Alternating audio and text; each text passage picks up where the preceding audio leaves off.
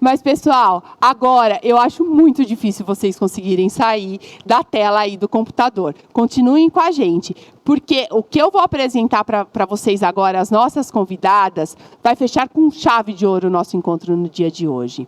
E aí, o que a gente vai falar? Qual o tema super importante que a gente vai falar? É a educação antirracista. E para isso, eu trouxe 2 grandes nomes de especialistas para poder discutir esse assunto com a gente. Então, nós temos aqui a Janine Rodrigues.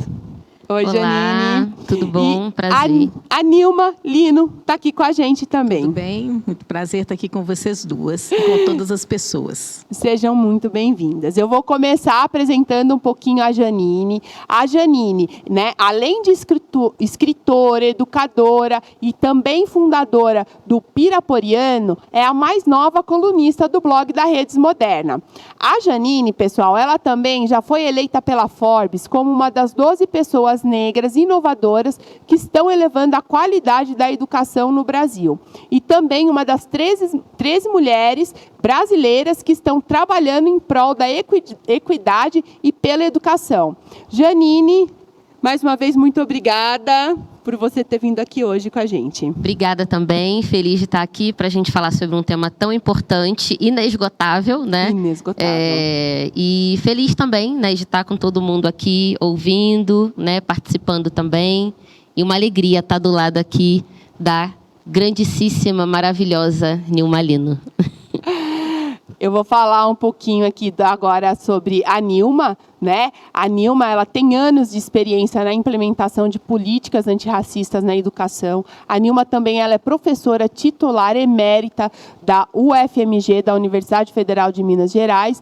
E hoje a Nilma também é nossa consultora de políticas antirracistas na Fundação Santiliana.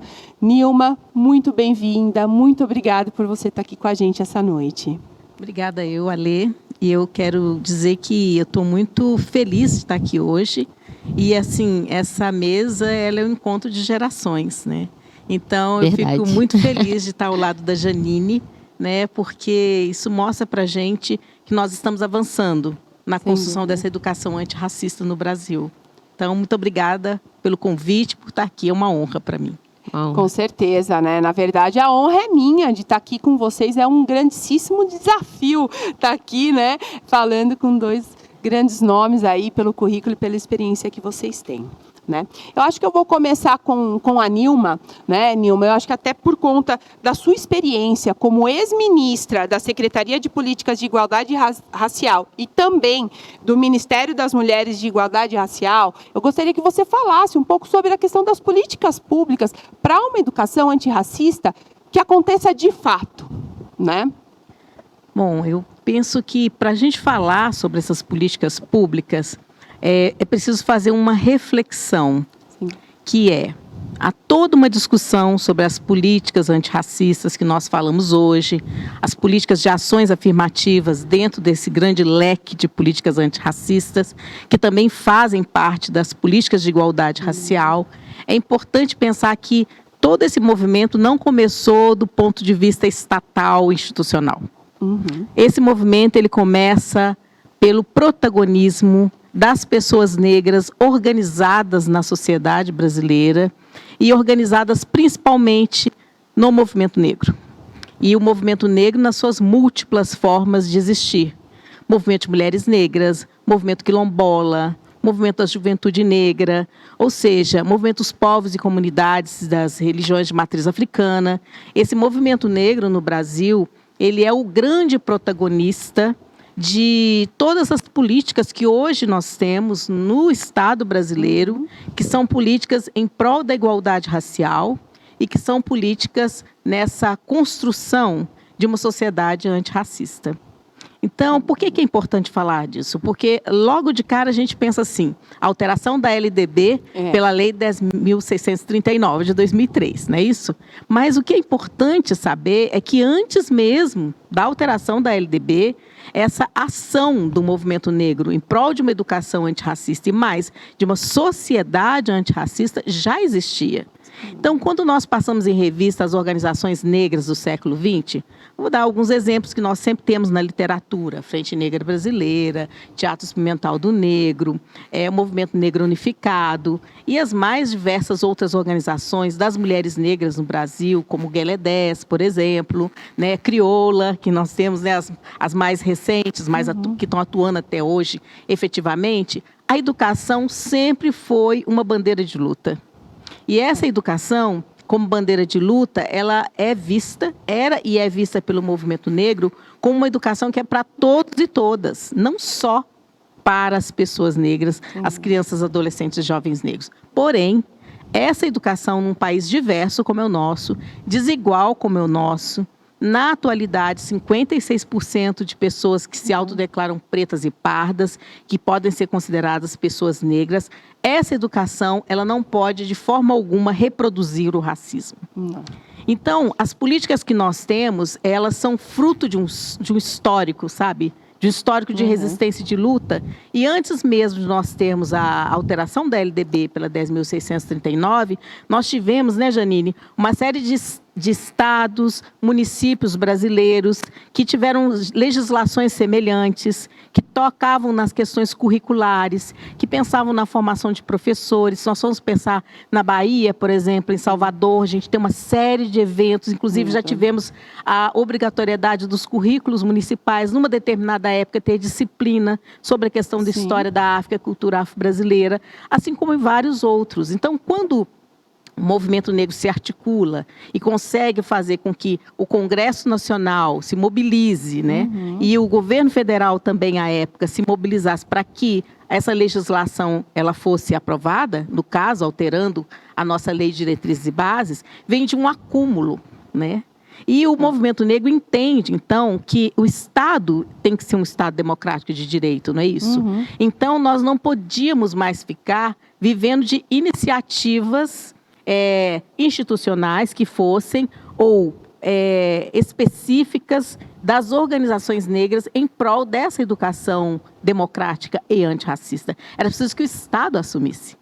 E desde então, né, nós tivemos não só a 10.639, que alterou a Lei de Diretrizes e Bases, depois a 11.645, de 2008, com a questão indígena, mas nós tivemos uma série de outras políticas de igualdade racial e que podem ser entendidas nessa chave antirracista. A própria criação, à época, da Secretaria de Políticas de Promoção da Igualdade Racial, a CEPIR, que foi extinta no desgoverno que nós vivemos e foi recriada agora no atual governo democrático como Ministério da Igualdade Racial.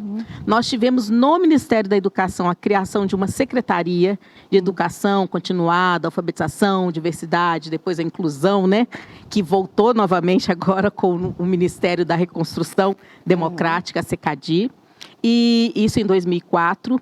E o que é muito importante é que a alteração da LDB, ela não ficou só ali.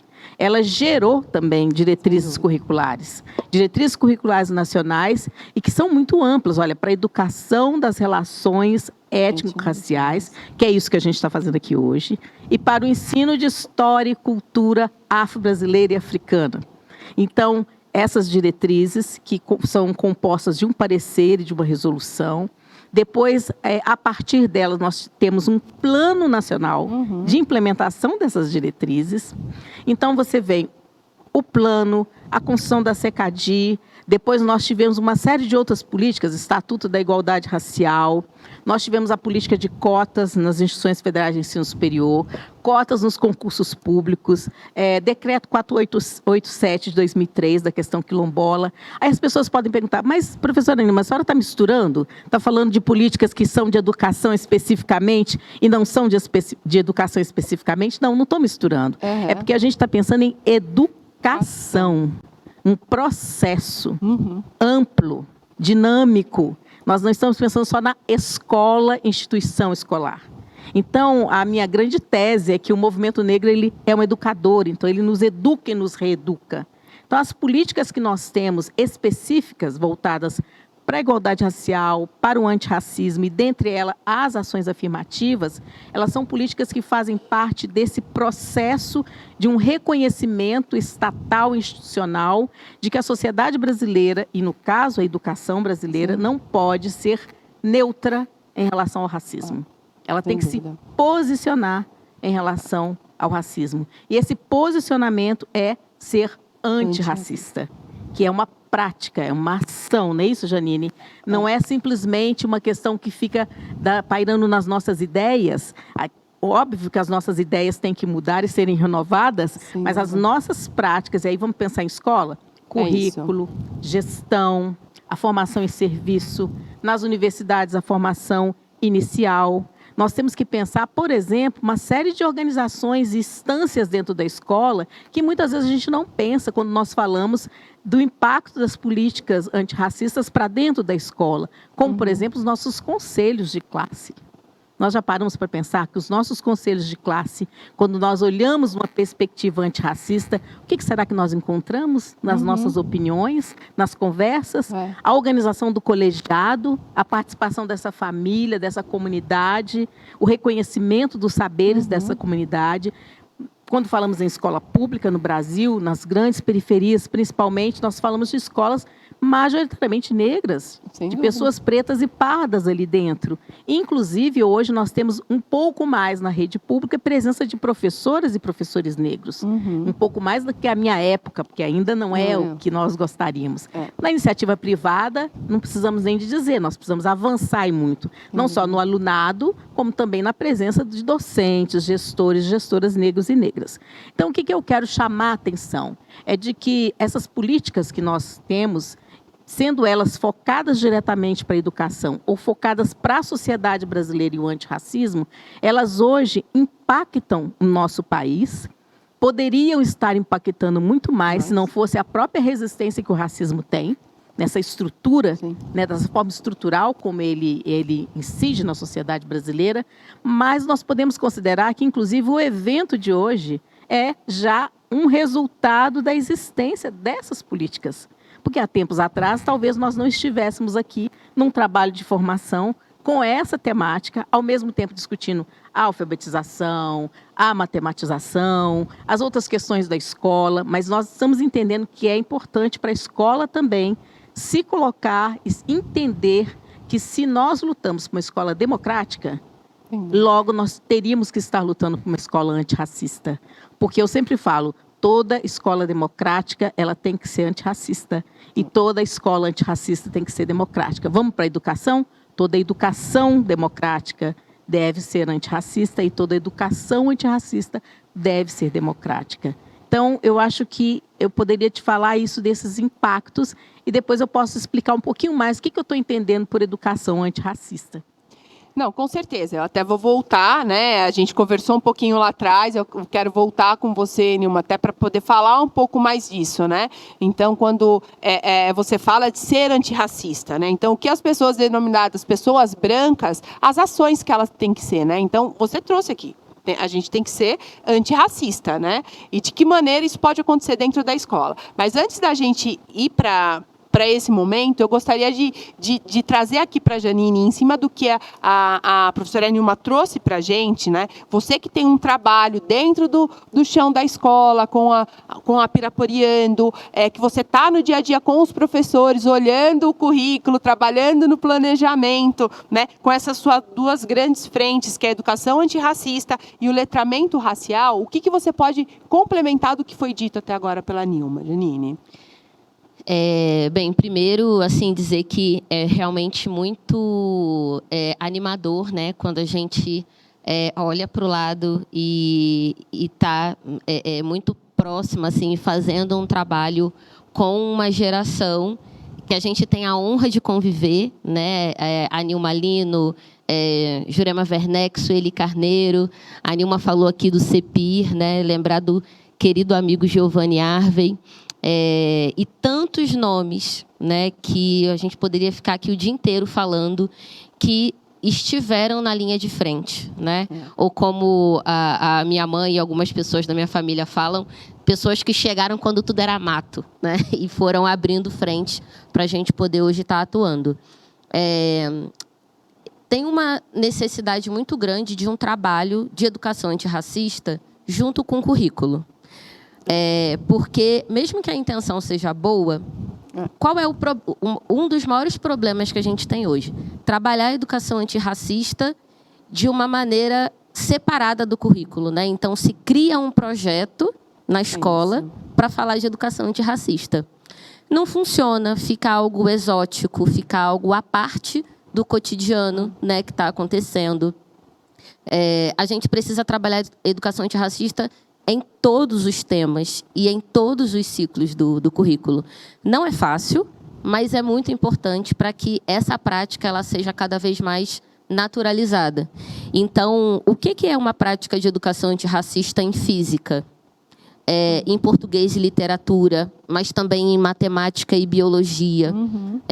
Pensar essa educação antirracista de uma maneira aprofundada, 360, é onde a gente começa a ver mudança, né? E também é muito importante que os professores eles tenham suporte para fazer esse trabalho, porque vivemos numa sociedade extremamente racista, onde o reconhecimento desse racismo muitas vezes ele preocupa e ele amedronta as pessoas, né? As pessoas não querem falar sobre isso. E isso acontece também na escola. Então, muitas vezes o professor, a professora precisa dar aquilo que ele não teve. Ele não passou por uma formação. Muitos não conhecem a 10.639 e lembrando que ela é a lei que a gente tem, que é, né, importantíssima, mas nós temos outras, né? Nós já temos leis municipais, nós já temos leis estaduais. A gente tem muita coisa hoje, muito mais do que alguns anos atrás, para usar de referência. Então, hoje, né, o nosso repertório ele está muito mais amplo e a gente precisa botar isso em prática, né? Então, juntar o currículo, proporcionar para o professor um trabalho, uma estrutura onde ele possa aplicar a educação antirracista é fundamental, né? Para não ficar aquela coisa que lá em novembro a escola tinha vai até uma pensar. Pergunta aqui, né? Que uma professora. Eu passei o olho ali, eu falei, alguém vai falar de novembro. Ela falou como trabalhar a é. questão do antirracismo durante o ano todo, Durante não o ano somente inteiro, no mês de novembro, no dia da consciência Pois negra, né? Então, quando a gente pensa numa feira de ciência na escola, né, será que na feira de ciência as referências elas também contemplam pessoas negras? E o Brasil ele tem muito uma coisa do berço do não sei das quantas. O berço da filosofia não é a Grécia, tá? Professores de história que estejam aí nos ouvindo. Essa coisa da referência única, e em geral a referência única branca, é um problema. Né? A gente tem falado cada vez mais do eurocentrismo e do eurocentrismo dentro da educação brasileira. A nossa educação... A gente fala, por exemplo, muito pouco ou quase nunca da Revolta dos Malês, que foi um movimento importantíssimo e que a gente hoje conversa com professores, alunos, diretores, coordenadores e as pessoas desconhecem, né? Ou sabem falar muito pouco sobre o que foi e qual é a importância desse movimento na nossa vida hoje, em 2023. Não tem como fazer educação antirracista sem conhecer a história. Não tem. E a gente precisa conhecer a história do Brasil. Brancos, negros, pardos, indígenas, a gente precisa conhecer a história do Brasil. Porque enquanto a gente conhecer mais a história europeia e americana do que a nossa, não tem educação antirracista. Tem um monte de coisa. Tem florear, tem aquela coisa maquiada, né? Olha, está na moda, vamos fazer. Mas não tem educação antirracista efetiva. Né? A gente tem alguns nomes da nossa história, alguns movimentos que a gente precisa conhecer. Né, que a gente precisa ir na raiz desse conhecimento e trazer. Tem algumas datas que estão no calendário ainda da escola, comemoradas de uma maneira absurdamente esdrúxula e que a gente precisa parar de contar a história de uma maneira mentirosa. É simples. Mas, puxa, mas o que veio de orientação ou no planejamento... Tá? A gente precisa de um movimento coletivo da educação para falar, não foi assim que aconteceu. Eu não posso contar isso para os meus alunos desse jeito. Fazer educação antirracista mexe com muitas questões, né?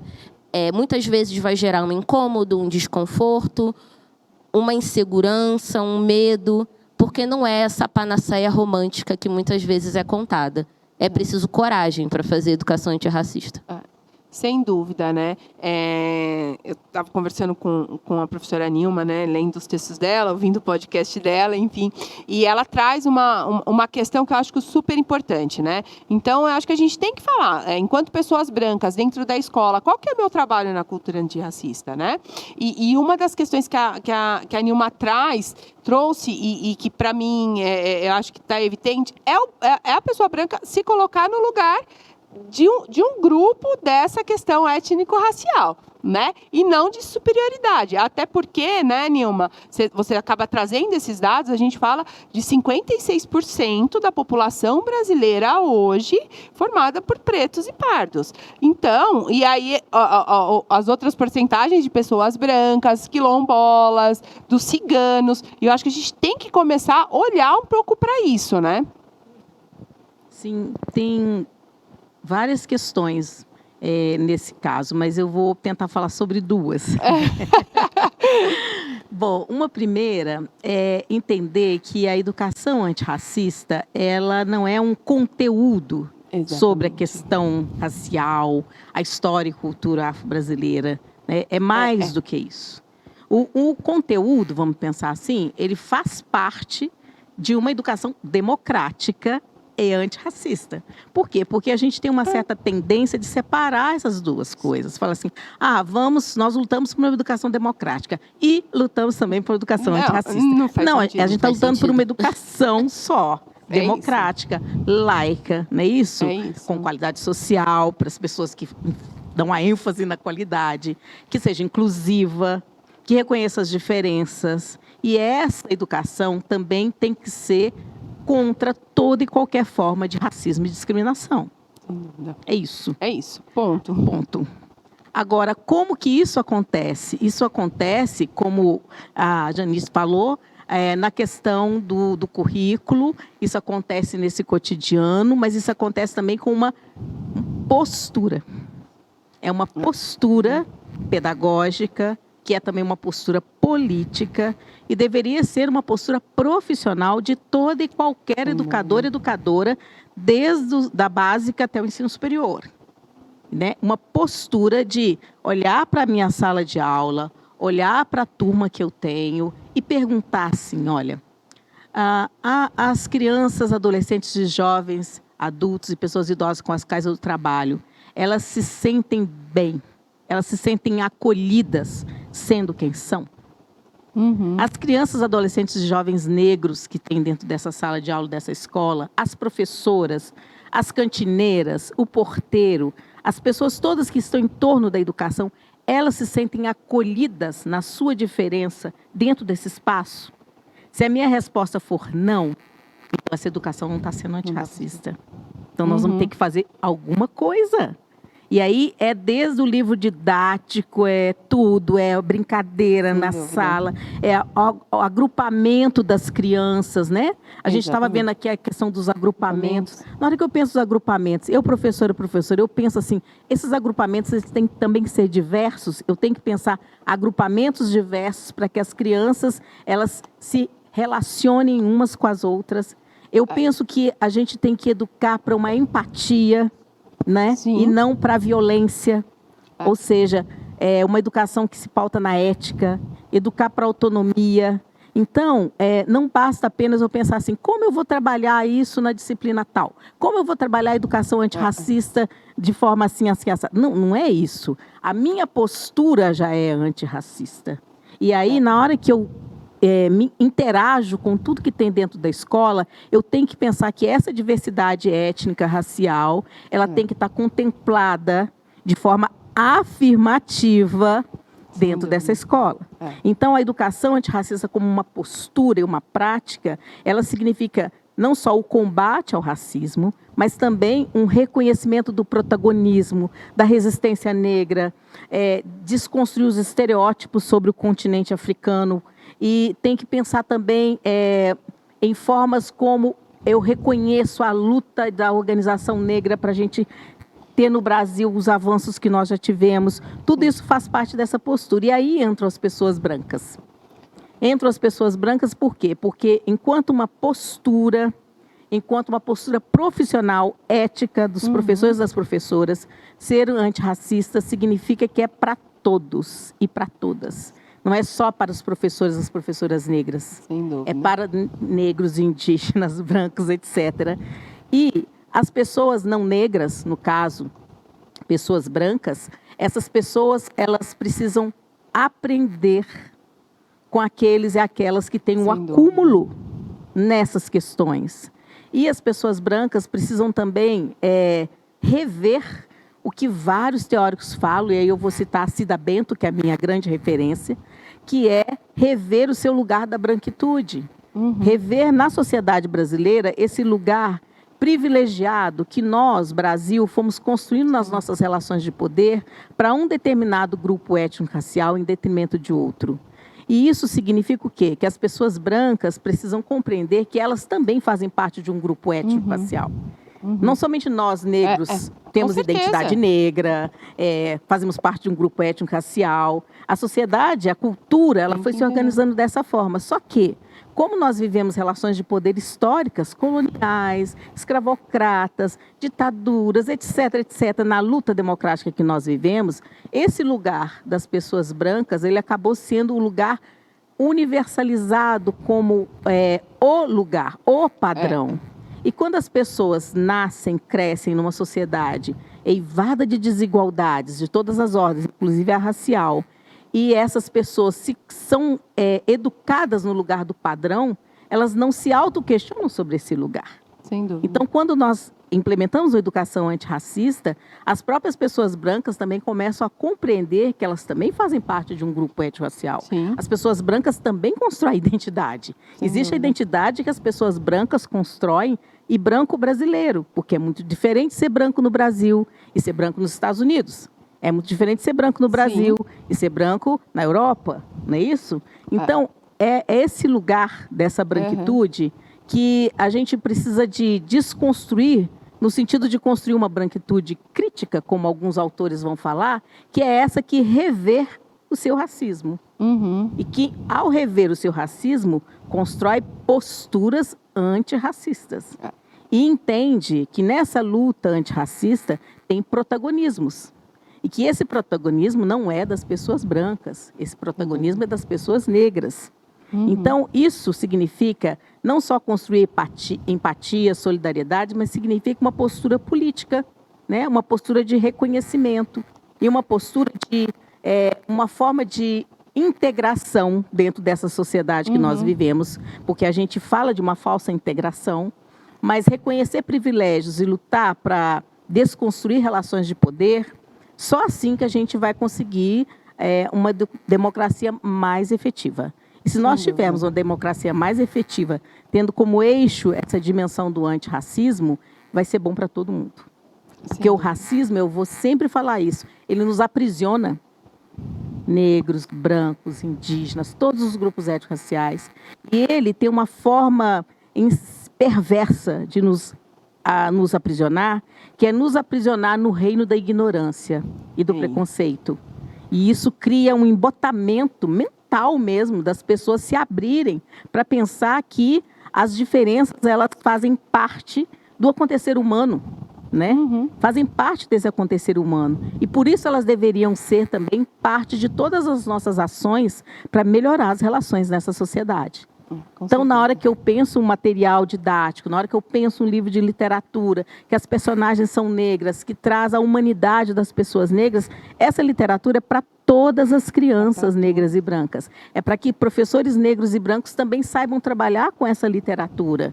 Porque é assim que a gente vai construir, de fato, um lugar de respeito e ético para essa diversidade que nós temos no Brasil.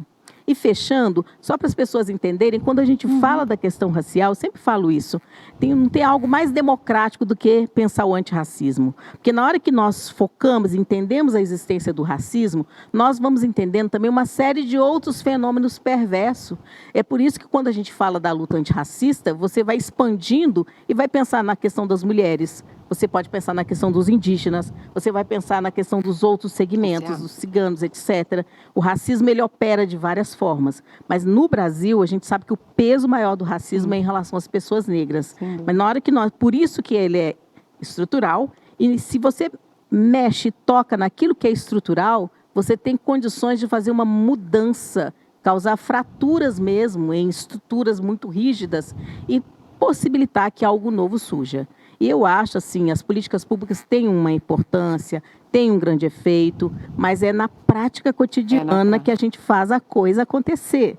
As políticas são na ordem do direito, na ordem de fazer incidência numa sociedade, o Estado fazer incidência. Mas quem está no cotidiano da sala de aula, da vida que nós estamos falando aqui, somos nós. Então, a gente tem que começar a fazer alguma coisa que um colega me falou, que é o teste do pescoço. É levantar o pescoço e pensar assim, quantas pessoas negras tem aqui nesse espaço? Nesse que nós estamos. Onde que elas estão? Se elas não estão aqui, por que que elas não estão? Ao mesmo tempo, quando nós estamos em outros lugares, por exemplo, as escolas públicas de periferia, e que eu faço o teste do pescoço, eu olho e falo, quantas crianças e adolescentes e jovens negros tem aqui? Por que que eles estão mais aqui e não estão em outros lugares? Então, isso dá para a gente elementos para pensar que essas desigualdades existentes na nossa sociedade, elas precisam ser rompidas. E elas precisam ser rompidas pelas nossas ações. Que aula, Nilma, que aula. Eu vou passar para a Janine falar um pouquinho, né? A gente teve várias perguntas, mas eu acho que a Caroline da Silva, ela traz um pouquinho, né? Quais frases racistas costumamos reproduzir na escola e não percebemos, Janine? Na sua experiência. Como a Nilma estava falando de atitude, eu vou falar mais das atitudes, porque as frases, né, as palavras, elas saem de uma lógica, né, de um pensamento que faz a gente falar algumas questões, algumas situações racistas. Mas as atitudes, realmente, elas têm um impacto muito severo. Então, algo que acontece muito na escola é orientar o penteado, né, do cabelo das meninas negras. Então, em geral, a gente vê muito isso na educação infantil, né? Vai ter evento na escola, vai lá no caderninho, né? Que as meninas precisam... vem com o cabelo preso, faça um penteado. E a gente não vê essa mesma atitude para as meninas brancas com o cabelo ou liso, ou um pouco mais cacheado, um cabelo não crespo. Então, essa é uma atitude extremamente racista. Apresentar, né, os alunos, os estudantes de maneira pejorativa, né, se dá um peso muito grande para quando um aluno negro tira uma nota baixa. Isso é um dado, né? Tem muitos estudos interessantes, mas eu vou citar aqui o do Instituto Ayrton Senna, que é muito bacana, e que traz, né, vai trazendo como essas violências elas são muito mais severas quando a gente pensa na população dos estudantes negros. Então, o estudante negro, por exemplo, se ele tira uma nota baixa, ou baixa dentro daquilo que é a régua, né, porque aí é outra questão também, ele é muito mais humilhado, ele é muito mais colocado ali, né, como uma pessoa não intelectualizada, enfim, do que um aluno não negro que tira uma nota igual. Então, essas atitudes, elas não são atitudes, não é uma coincidência. Isso é racismo. É uma coisa que acontece muito, até também vai sair um estudo muito interessante e importante sobre isso. Os alunos negros, eles são os menos tocados na escola. São os que menos recebem abraço, são os que menos recebem qualquer tipo de carinho, seja ele verbal ou físico, desde a educação infantil até o ensino médio, né? E aí a gente pode puxar aqui na memória, lembrar das nossas épocas de escola, lá na festa junina. Quantas noivinhas negras a gente lembra na festa junina da escola, né? Enfim, a gente tem muitas atitudes que acontecem e que a gente precisa se dar conta de que essas são práticas muito violentas, né? Então, aqui, né, como a gente já falou um pouquinho do mês de novembro, tem aqui uma pergunta sobre o mês de novembro. Que acho que eles voltaram para falar que foi da Vitória que ela fez. Como privilegiar a educação antirracista no planejamento além do mês de novembro, né? O mês de novembro é um mês muito importante, né? É um mês que a gente tem, sim, que ter orgulho de celebrar. Não que não mereça destaque, exatamente. Né? Agora, as atitudes, e aí voltando de novo para a questão das atitudes, elas precisam acontecer o ano inteiro. Então, eu dei lá o exemplo da feira de ciência, né? Sim. Será que a gente pensa numa feira de ciência enfim, né, em E não eventos, só a atividades. feira, né? Não Gente, só a feira, a literatura. A Nilma falou um pouco da literatura e eu estou olhando aqui esses livros aqui, essas obras. Sim, a Piraporeando é uma edtech, né? Eu fundei a Piraporeando em 2015. Depois de atuar muito tempo na área ambiental, trabalhando com populações tradicionais, quilombola, população indígena. Morei em muitos estados do Brasil, que foi uma imensa alegria, e sempre me incomodou muito como o Brasil ainda tem uma educação muito homogênea, né? O Rio e São Paulo são referências para a educação, como se o Brasil fosse tudo uma coisa só, e não é. Né? A gente precisa, quando a gente fala do norte, do nordeste, a gente não deveria falar como se a gente estivesse levando para eles a pólvora. Né? Descobrimos a pólvora, olha aqui a educação de qualidade que vai servir de referência para você. A gente precisa ter uma postura de ir para outros espaços do Brasil com a escuta, muito mais do que a coisa vou levar, né? O que eu posso aprender com a educação do Maranhão, de Rondônia, de Belém, né? E aprender muito. O Sudeste e o Sul do Brasil tem muito o que aprender com o Norte e com o Nordeste e com o Centro-Oeste do nosso país. E esse meu trabalho, ele começou a partir da literatura, né? Eu adoro escrever, adoro ler e escrever desde pequenininha. E hoje a Piraporeando tem um programa, né, baseado nas obras literárias. Então, todas as obras literárias trazem as temáticas de diversidade, de educação antirracista. Falamos também de outros temas, como bullying, equidade de gênero, diversidade no seu sentido mais amplo, né, também, que é bem importante. E aí, para cada livro, a gente tem uma trilha formativa, né, voltada para educação antirracista e letramento racial. Os livros, eles vêm com um material que apoia muito os professores, né, que é um material de atividades do livro, tem realidade aumentada, mas o mais importante é a união do lúdico com a educação, com o currículo também, mas para provocar essa atitude, que é o que a gente mais precisa. E uma dica, pessoal, esses livros aí, eles vão estar também participando do nosso sorteio, hein? Então, fiquem ligados aí, fiquem online. Isso aí. Janine, Nilma, eu queria agradecer muito a participação de vocês. Tivemos aqui todos uma aula hoje. Muito obrigado por vocês estarem aqui conosco. Com certeza, esse também vai ser o primeiro de vários encontros que a gente gostaria e que a gente vai ter, com certeza, para o ano de 2023. Muito obrigada, viu? Obrigada, um prazer também. Agradecer à Moderna o convite, né, a parceria, e agradecer também, né, o prazer de estar aqui com a Nilma. E obrigada a todos e todas. Um grande abraço para todo mundo. Obrigada, eu também agradeço e deixo um grande abraço para todas as pessoas que estão aqui conosco, assistindo e partilhando. Muito obrigada também de estar aqui com essa presença linda, né, e todo o trabalho maravilhoso que você e todo o grupo faz. Parabéns. Obrigada. Parabéns para nós. Obrigada, gente. Muito obrigada, meninas.